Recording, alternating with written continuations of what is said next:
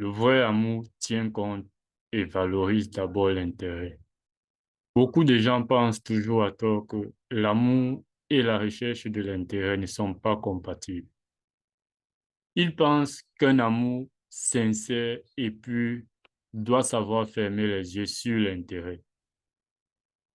Eh bien, c'est faux, car le vrai amour est celui-là qui garde sans cesse à l'esprit et qui ne perd jamais de vue soit ses propres intérêts, soit celui des autres.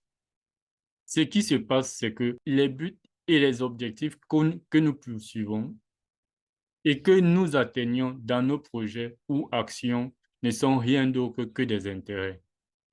Et on pense que l'amour, c'est le fait de dire à son conjoint ou à son prochain, je t'aime tout court, ou de caresser ce dernier et de lui donner des bisous sans cesse. Mais ceci est faux et archi faux.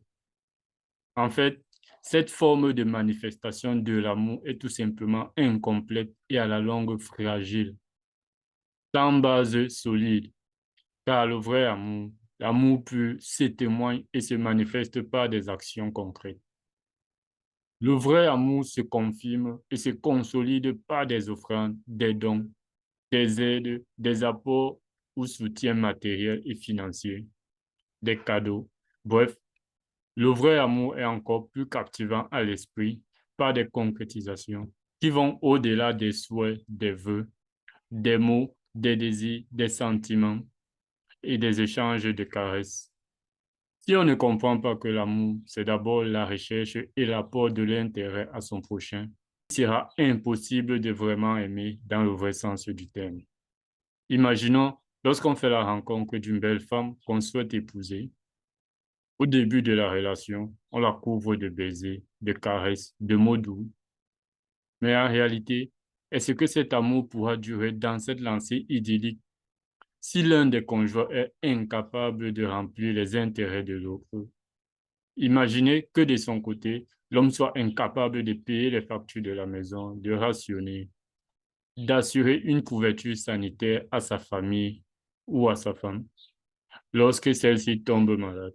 Qu'il soit incapable de lui offrir des présents ou de lui faire des petites surprises de temps en temps.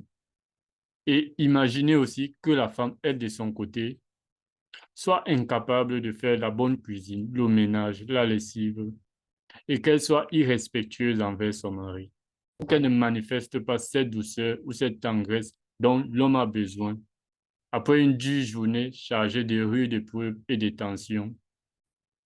Imaginons encore qu'à la suite de cette union naisse un mignon bébé. Au début de ses jours sur Terre, il sera plus marqué par des soins que lui apportera sa maman. Il réclamera sans cesse ses caresses, ses seins, ses touchés et ses parfums. Mais une fois qu'il aura grandi et atteint l'âge de 6 à 7 ans, l'expression de l'amour pour lui changera aussi. Quand viendra le temps pour lui d'aller à l'école et que ses amis auront de beaux cadeaux, de beaux sacs, de belles chaussures, de belles tenues, des gourdes, des pains bien chargés de sandwichs, pendant que lui, de son côté, ses parents sont incapables de les lui offrir. D'après vous, dans quel état sera-t-il? Quels sont les sentiments qui l'animera en lui? C'est parfois dur et difficile à vivre, n'est-ce pas?